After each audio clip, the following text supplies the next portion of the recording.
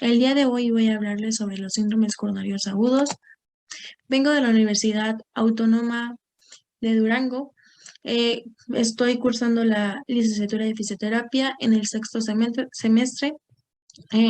La asignatura de la cual estoy realizando el trabajo es de terapia física cardiorrespiratoria, de la cual es impartida por el catedrático Dr. Javier Eduardo Rojas Figueroa.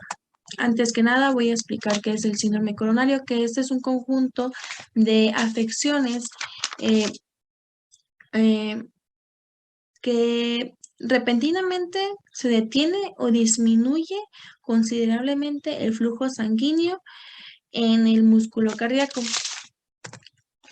En la epidemiología, bueno, esta patología cardiovascular es la principal causa de mortalidad internacionalmente.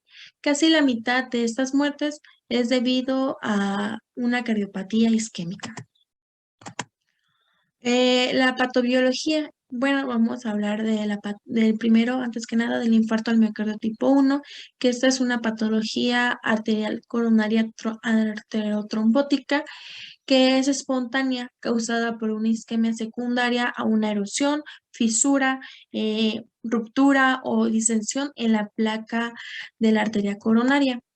El infarto al miocardio tipo 2 va a ser es la trombosis aguda, que su tasa de mortalidad es alta y es causada por una isquemia debido al aumento de la demanda de oxígeno o de la disminución de la demanda secundaria del espasmo de una arteria coronaria. En los casos menos graves se va a encontrar las anginas inestables.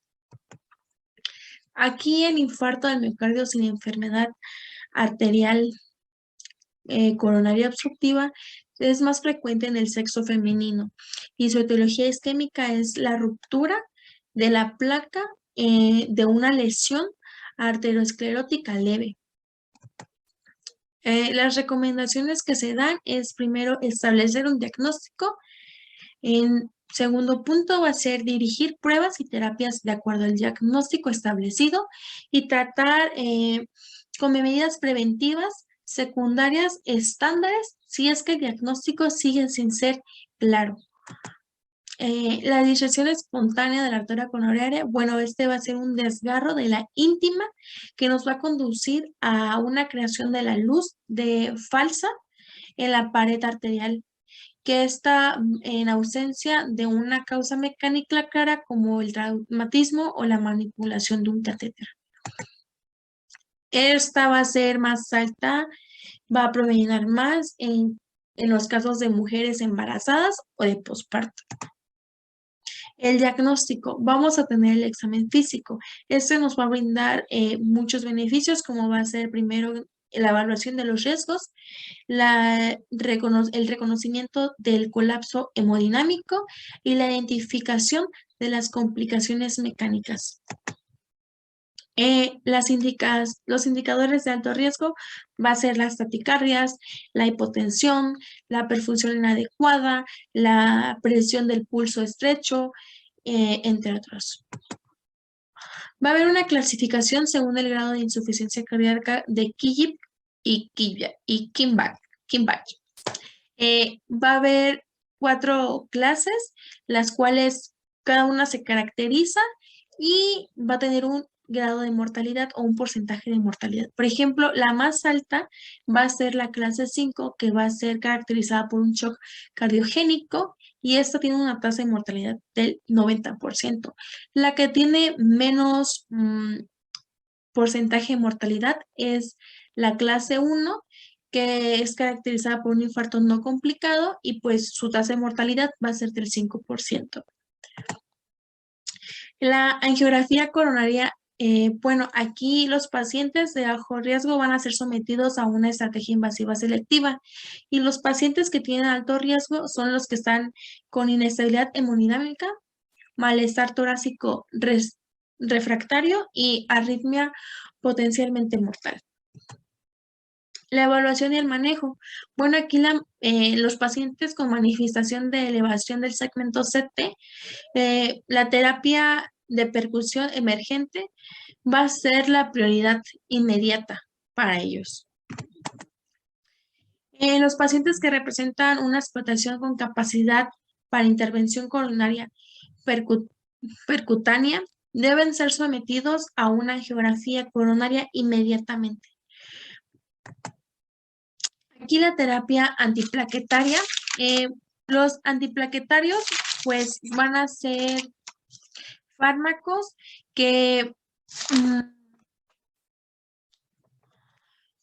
que, es- que nos van a ayudar a evitar que las células sanguíneas se agluten y formen coágulos sanguíneos.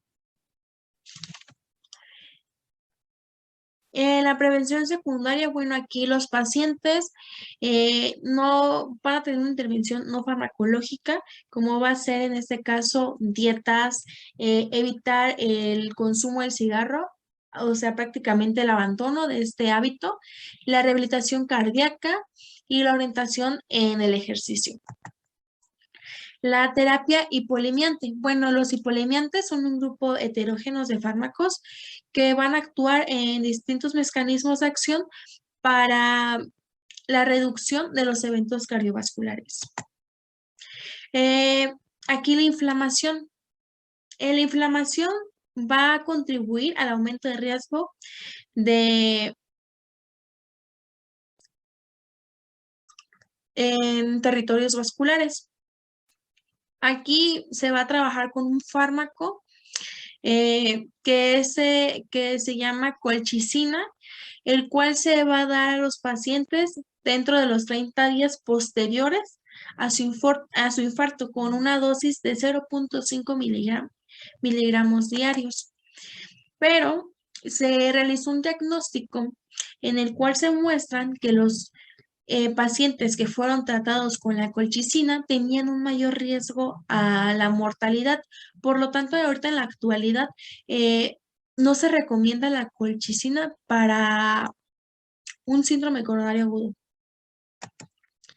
Los resultados de atención médica en el síndrome coronario agudo en los Estados Unidos, aquí indicaba que en pacientes con la tez negra eran mayores, el doble a la de tez blanca en un rango de edad de 75 a 84 años. Y aquí los pacientes de tez negra iban a ser evaluados por el Dorac torácico, que pues tenían menos probabilidad pues de ser diagnosticados y su tiempo de espera era mayor al 30% en urgencias, con los síntomas que son subjetivos. Eh, Y aquí la tasa más alta, pues, es la de insuficiencia cardíaca o de mortalidad después de un infarto al miocardio. Los síndromes coronarios agudos. Bueno, aquí las mujeres con este síndrome coronario agudo son menos probables a que los hombres de someterse a una revascularización. Y pues las mujeres mayores tienen una tasa más alta de sangrado por operativo. La prevención secundaria en mujeres. Bueno, aquí tienen menos probabilidad en recibir estatinas, inhibidoras de la enzima angiotensinas o bloqueadores de los receptores de angiotensinas en el momento de darse de altas. El síndrome coronario agudo en pacientes mayores. Bueno, aquí tienen mayor riesgo de eventos isquémicos y hemorrágicos.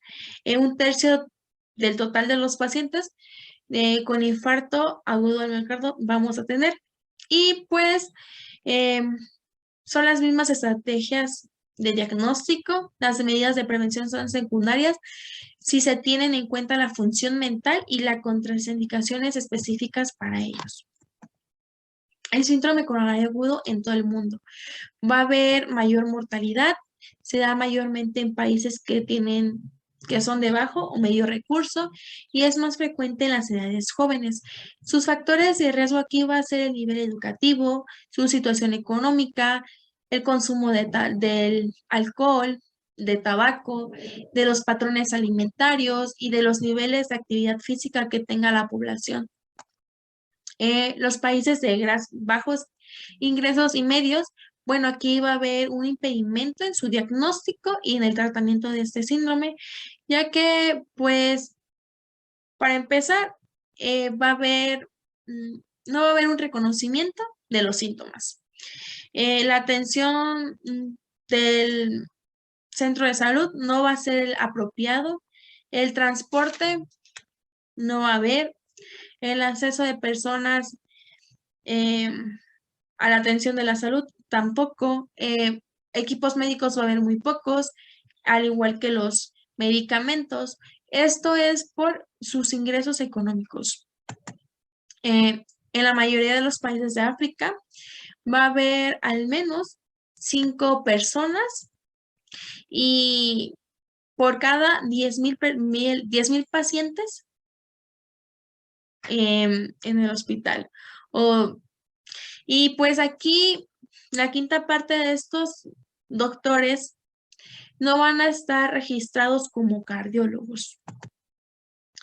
Vamos ahora a hablar del tema del COVID-19, que este ha complicado el diagnóstico y el tratamiento del síndrome coronario agudo por diversas razones.